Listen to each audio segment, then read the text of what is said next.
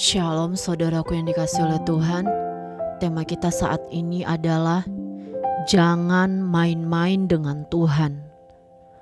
Masihkah kita rutin dan serius membaca Alkitab kita? Masihkah kita memberi waktu khusus bertemu dengan Tuhan di ruang doa pribadi kita? Apa yang kita isi dalam waktu hidup ini? Apakah lebih banyak waktu mencari Tuhan, bersekutu dengan Tuhan, merenungkan firman, atau malah sebaliknya, waktu hidup ini kita habiskan dengan memuaskan kedagingan kita dan hidup gaya anak dunia? Adalah meremehkan Tuhan jika kita tidak serius belajar mengenal Tuhan dengan membaca Alkitab, doa pribadi, berjuang untuk merubah karakter, tetapi masih menuntut supaya Tuhan menolong, meminta perlindungan dan berkat-berkat-Nya. Sadarkah kita bahwa Tuhan punya perasaan yang harus kita jaga dan kita senangkan hatinya? Hendaknya sebagai orang Kristen, jangan main-main dengan Tuhan. Jangan menjadi anak yang egois, hanya ingin selalu disenangkan saja.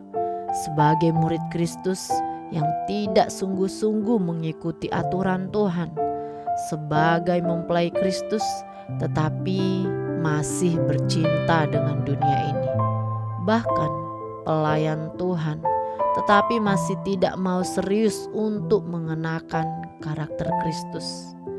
Hanya dengan membaca Alkitab dan membangun hubungan intim dengan Tuhan, kita dapat mengenalnya dengan benar dan kita juga dikenal oleh Tuhan.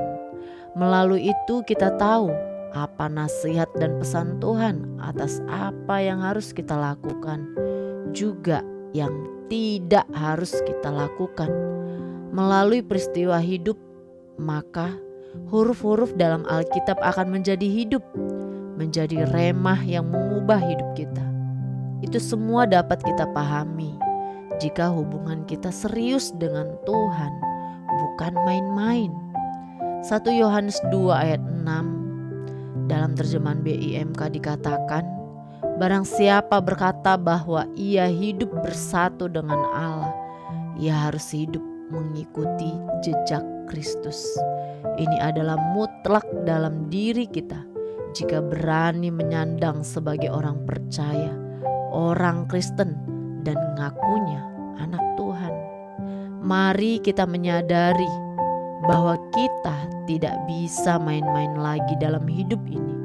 Saatnya kita buktikan bahwa kita serius dengan Tuhan dengan mengikuti jejak rekam hidup Yesus yang tunduk, taat, dan setia kepada Bapa, di mana seluruh waktu hidupnya hanya melakukan kehendak Bapa.